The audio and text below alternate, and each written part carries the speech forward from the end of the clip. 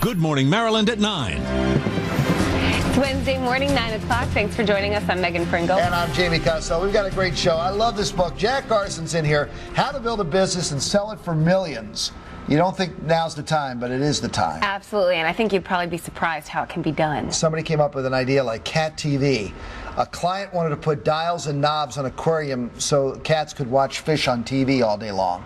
That didn't get off the ground. Okay, so he's going to tell you how to get off the ground here. Jack's got a great book. I'm anxious to talk to him. Now's the time to do it. Jack Garson joins us. How are you, Jack? I'm great. Love Thanks the so much book. for having me. Even without pictures, I can read this. And That's right. You can skim over and find out, oh, this concerns me. Now's the time. You say now's the time. It's the time. That's the time. There's not a lot of competition. It's tough to start a business today, but you're not going to be up against a lot of competition. And if you want the ability to sell your business 3 to 5 years from now, people are going to be paying a ton of money to buy businesses. That's really what you're shooting for.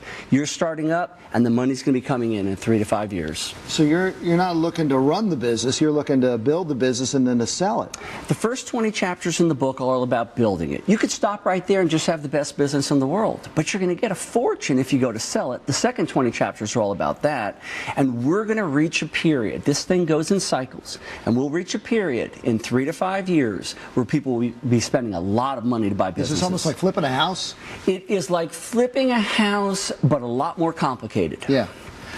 Why do businesses fail? I know you've been in the boardroom. You said, and you ran your own business, still do. Still do. What do you see in there? I mean, there's so many reasons they fail, but there's 4 key things you want to make sure you do. You want to have consistent profitability.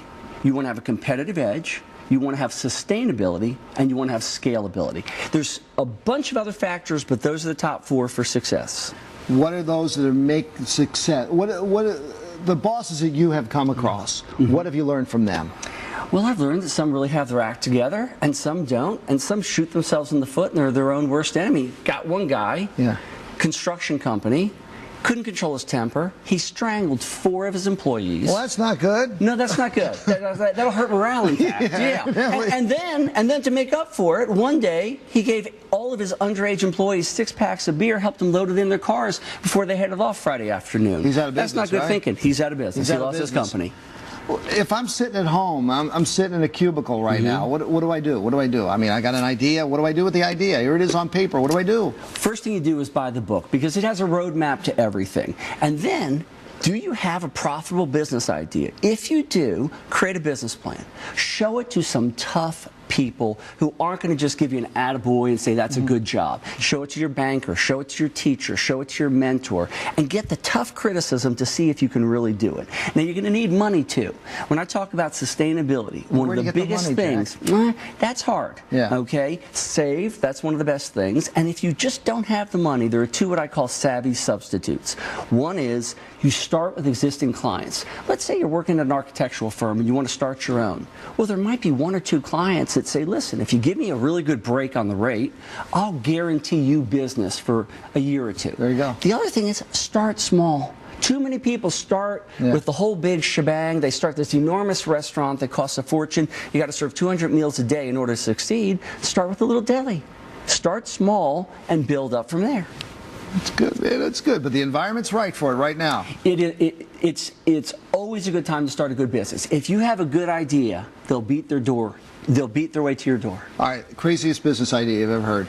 Well, you mentioned earlier Cat TV. Because Megan kind of liked that idea. Yeah, that's right.